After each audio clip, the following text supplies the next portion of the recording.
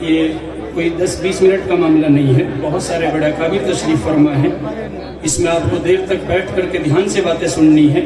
یہ اپنی نوعیت کی بہت اہم کانفرنس ہے، بار بار یہ باتیں آپ کو سننے کو نہیں ملیں گی جو آپ یہاں سنیں گے۔ بسم اللہ الرحمن الرحیم، نحمدہ ونصلی علی رسولہ الکریم، اما بعد۔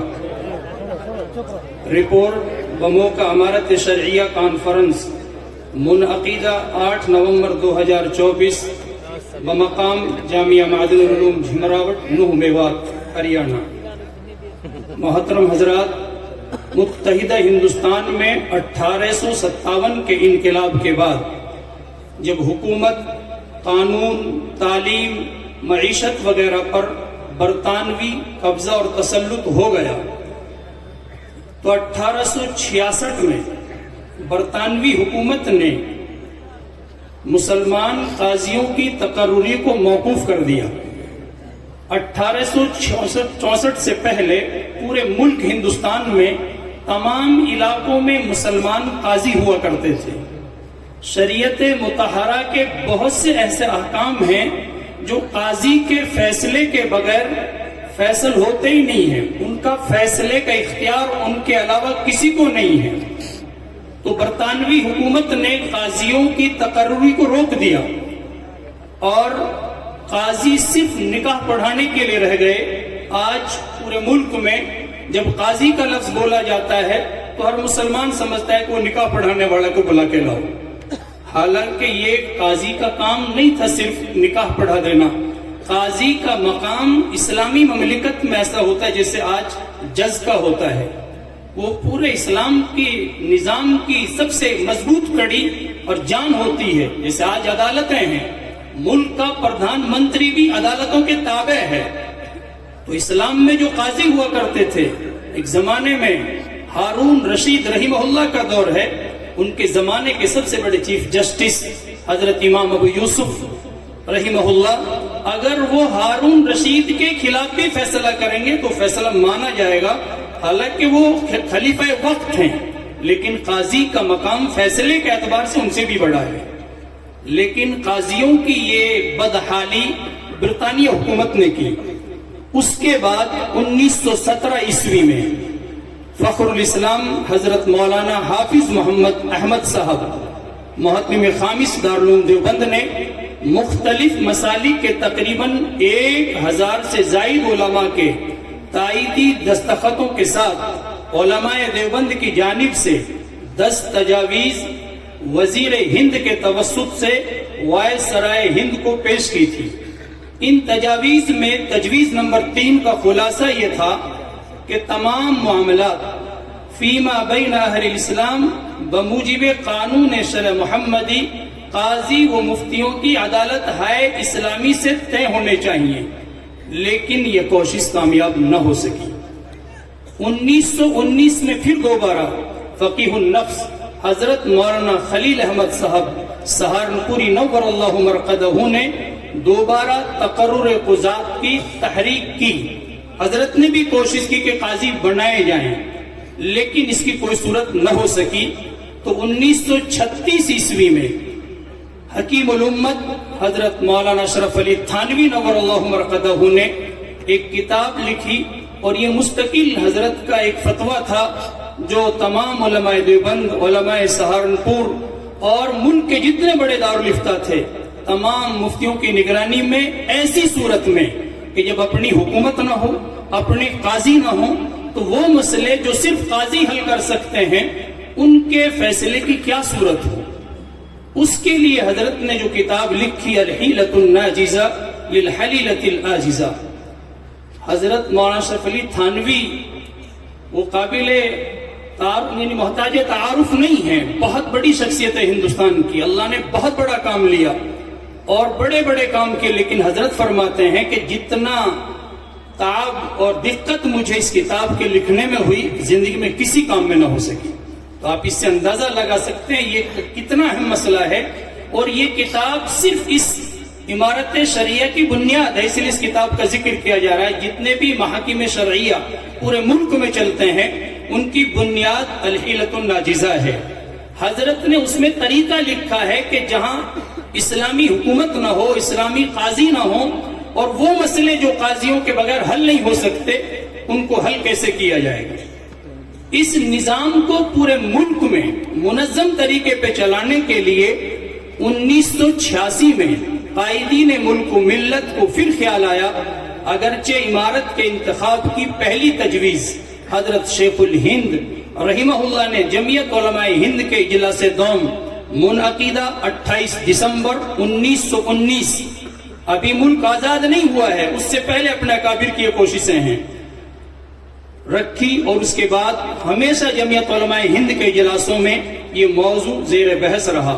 مختلف کاوشوں کے بعد 1986 میں قومی سطح پر امارت شریعہ ہند کا قیام عمل میں آیا۔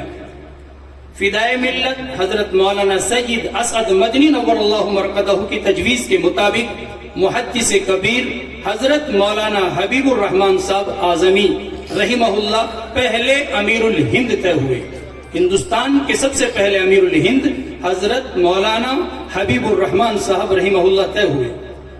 ان کی اس تقرری کے بعد اس نظام کو پورے ملک میں منظم کرنے کے لیے اس کی صوبہ کے اعتبار سے امیر مقرر کیے گئے۔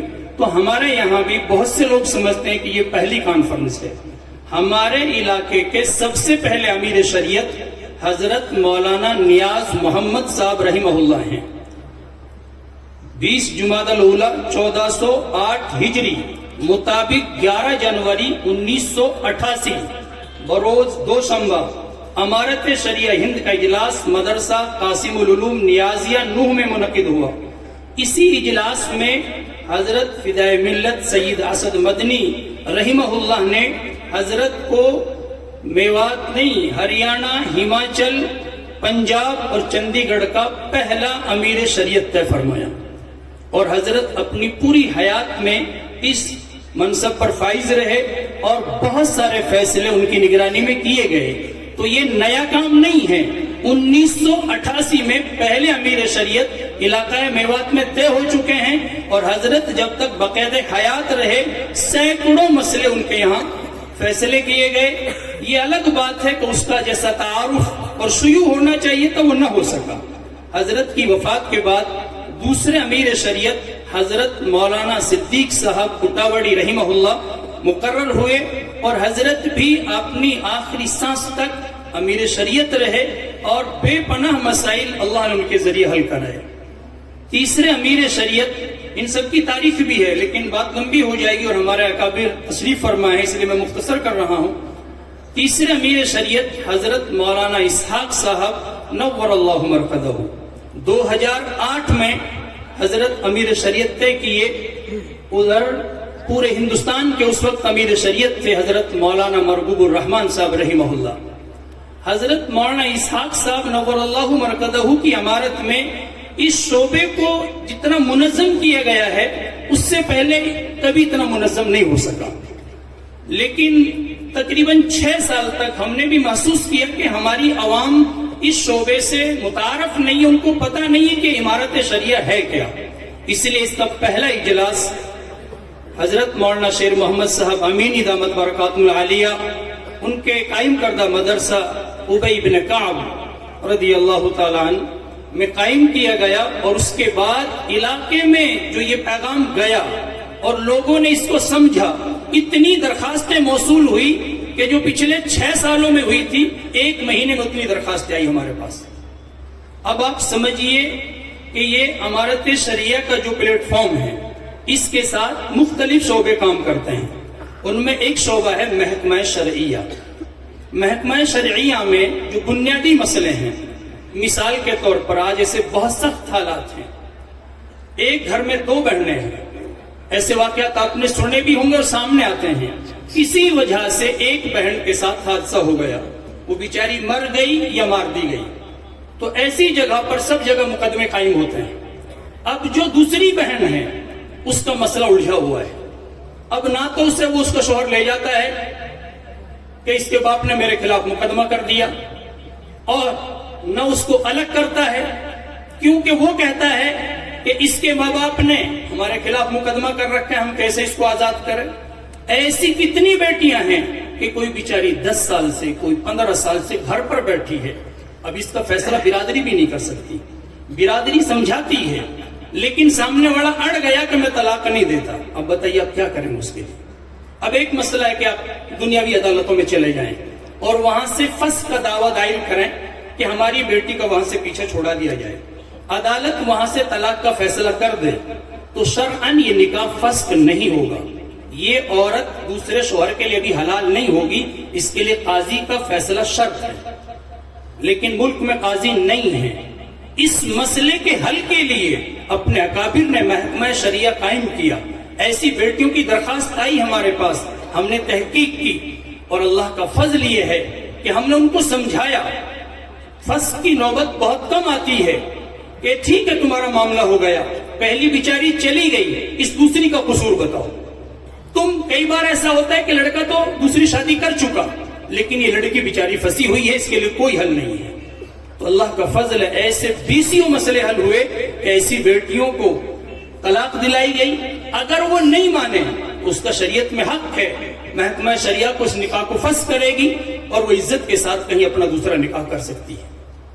اسی طرح بعض بچے بالکل نوجوانی میں، آج اللہ رحم فرمائے، ایسی بھی نوبتیں پیش آتی ہیں کہ بچی صرف شادی میں گئی ہے، پتہ چلا وہ کسی مقدمے میں پکڑا گیا اور 20 سال کی اس کو سزا ہو گئی۔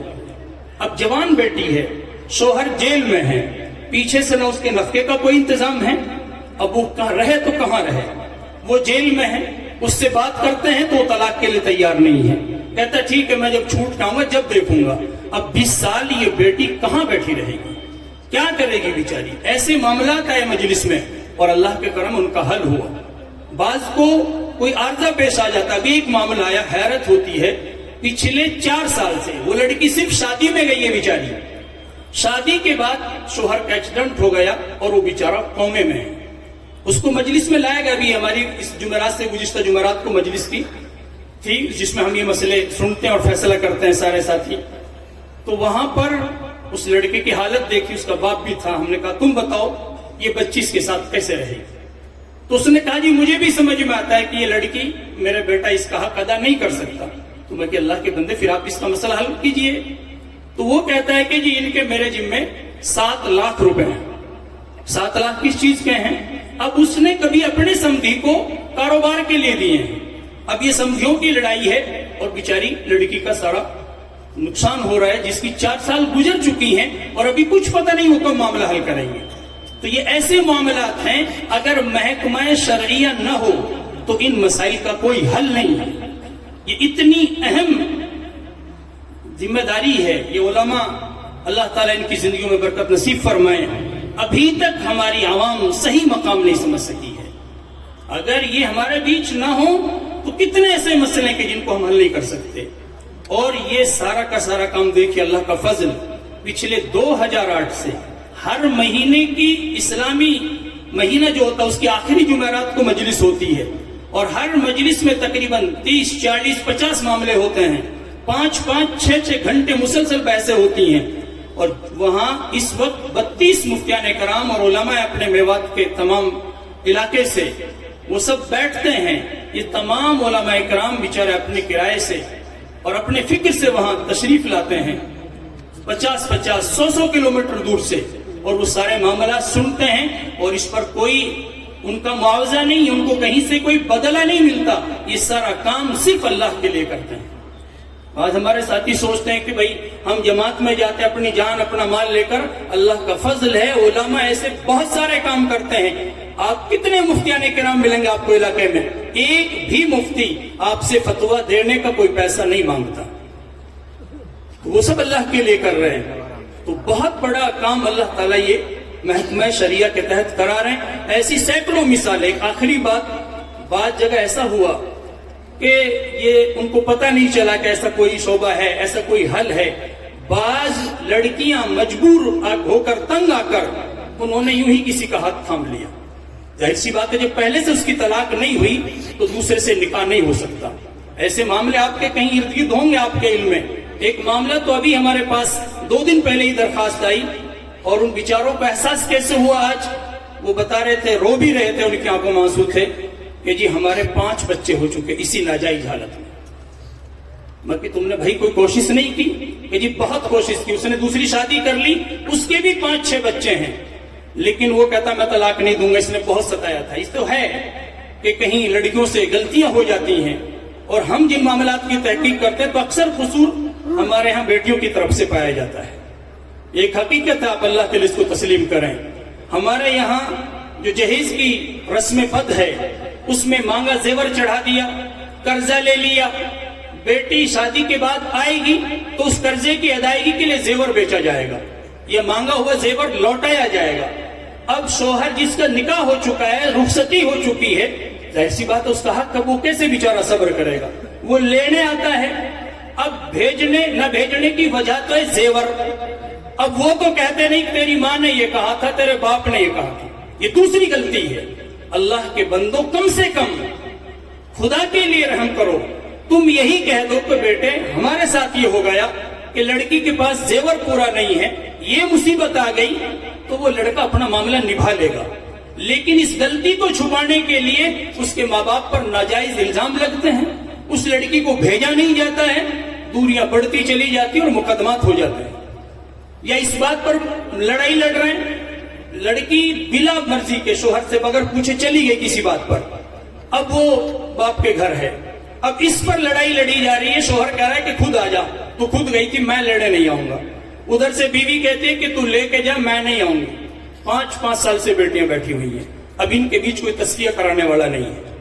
تو یہ بیچارہ کہتا ہے جی میں گیا شوہر کے پاس، لیکن وہ کہتا ہے اس نے اتنا ٹارچر کیا ہے کہ کچھ بھی ہو جائے اس کو طلاق نہیں دوں گا۔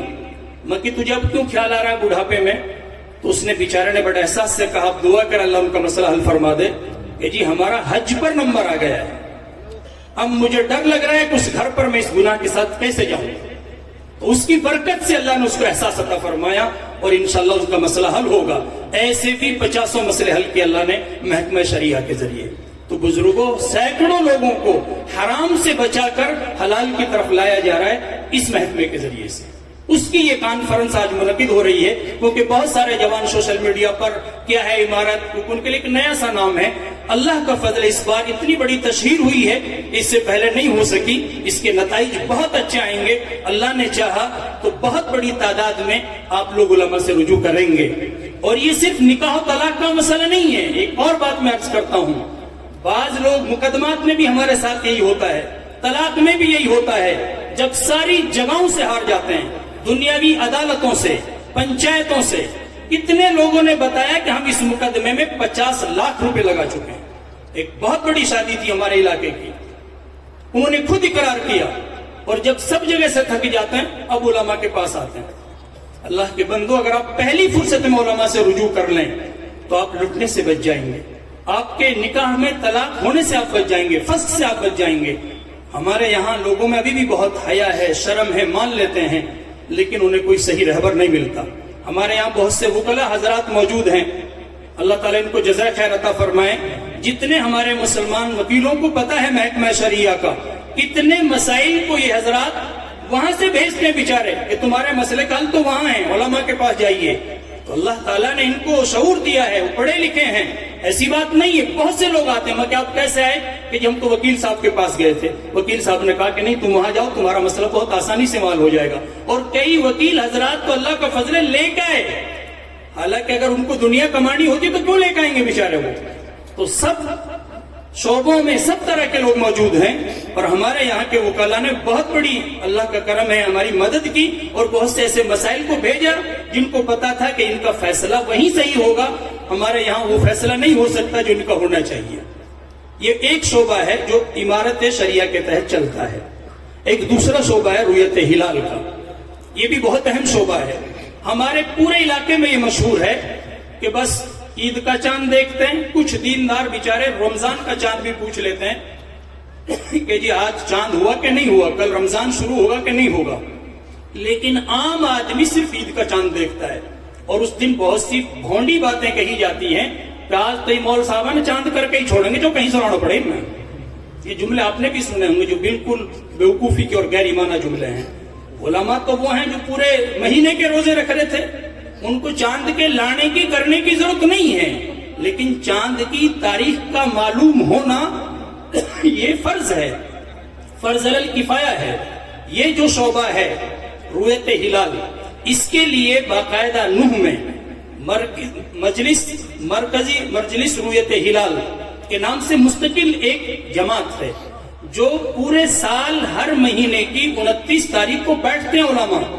جیسے آپ عید کے دن عید کے چاند کا فون پہ پوچھتے ہیں، فکر مند رہتے ہیں، اللہ کا کرم ہے یہ پورے سال 12 مہینہ ہر مہینے کی 29 تاریخ کو بیٹھتے ہیں اور فیصلہ کرتے ہیں کہ چاند ہوا کہ نہیں ہوا، خبریں لیتے ہیں ملک بھر سے۔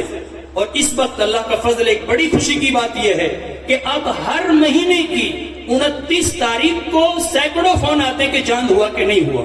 اس کی وجہ یہ ہے حضرت جی مولانا سعد صاحب دامت برکاتہم العالیہ، اللہ ان کی زندگی میں برکت عطا فرمائے، جتنے بھی مساجد میں مشورے ہوتے ہیں حضرت نے سب کو تاکید کی ہوئی ہے کہ مشورے پر چاند کی تاریخ لکھیں، اور جو حضرات مشورے میں بیٹھتے ہیں ان کو یہ تاریخ بتائی بھی جاتی ہے کہ آج چاند کی فلاں تاریخ ہے۔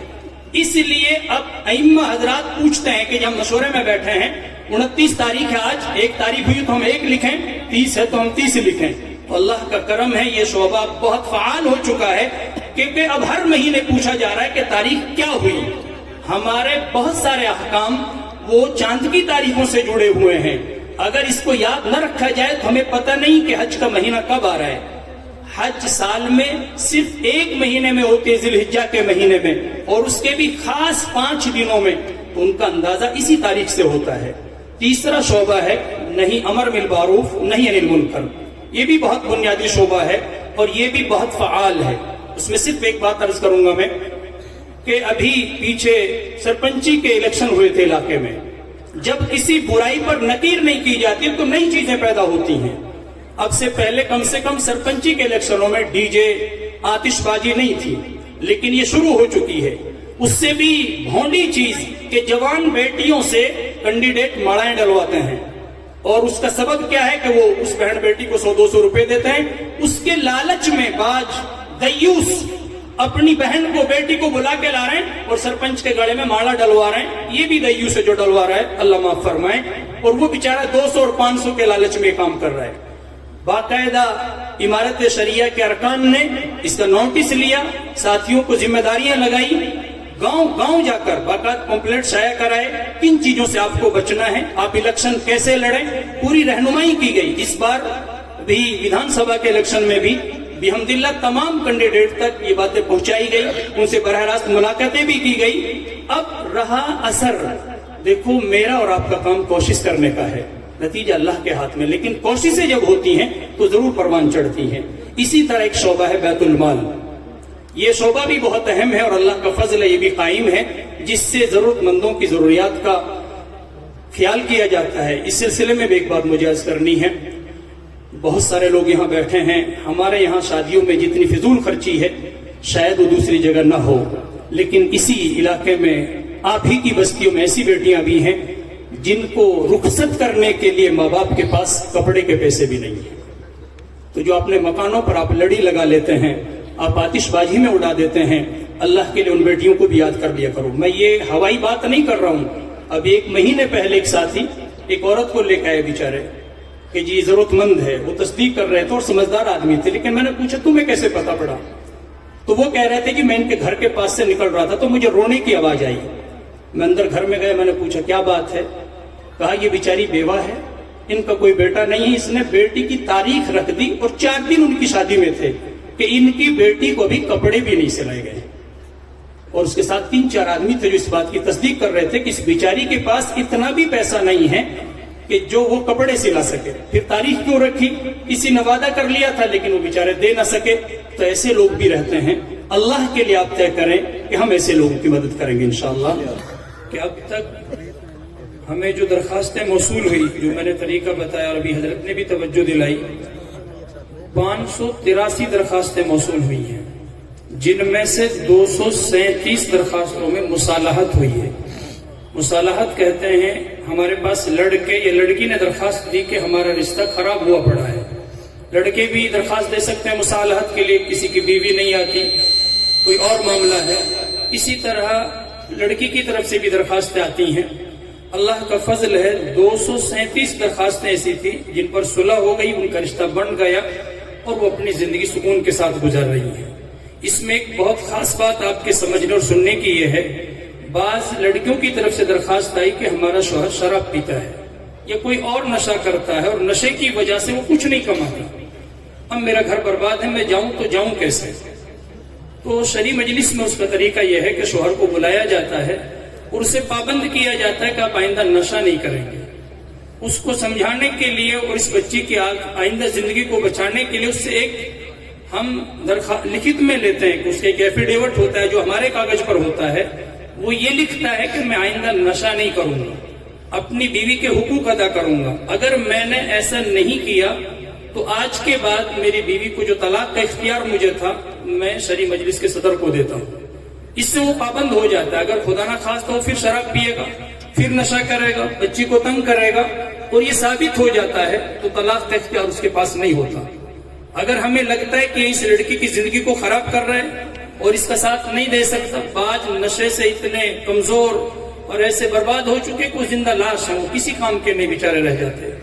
تو ایسی بچیوں کے لیے مصالحت کی یہ کوشش کی جاتی ہے. بعض اللہ کا فضل ایسے 20 مسائل پیش آئے کہ جب ان سے یہ لکھت میں لے لیا گیا تو انہوں نے نشہ ہی چھوڑ دیا اور ان کا گھر بس گیا. اسی طرح 79 درخواستوں میں طلاق ہوئی. طلاق کی نوبت عام طور پر وہاں آتی ہے جہاں پہلا شوہر وہ اپنی دوسری شادی کر چکا ہے اور اپنی پہلی بیوی کو نہ رکھتا ہے نہ چھوڑتا ہے. ایسے شوہروں کو بلا کر محکمہ شرعیہ میں سمجھایا جاتا ہے. بعض لوگ جیسے ہمارے علاقے کی عادت ہے کہ میں تو 2 رکھ لوں گا، یہ کہنا بہت آسان ہے. بعض لوگ ایک غلطی اور کرتے ہیں کہ شریعت نے 4 کی اجازت دی ہے.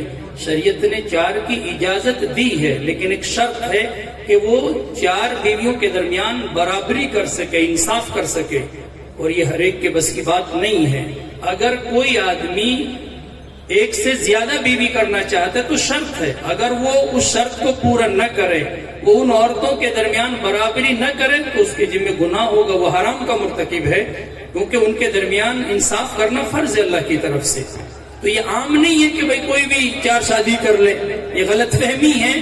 آپ سب ساتھی اس بات کو سمجھیں. تو ایسے معاملوں میں 79 درخواستوں میں طلاق ہوئی، 99 میں فسخ. ایسے معاملے ہوتے ہیں. اللہ تعالیٰ مجھ کو بھی آپ کو بھی عمل کی توفیق نصیب فرمائے.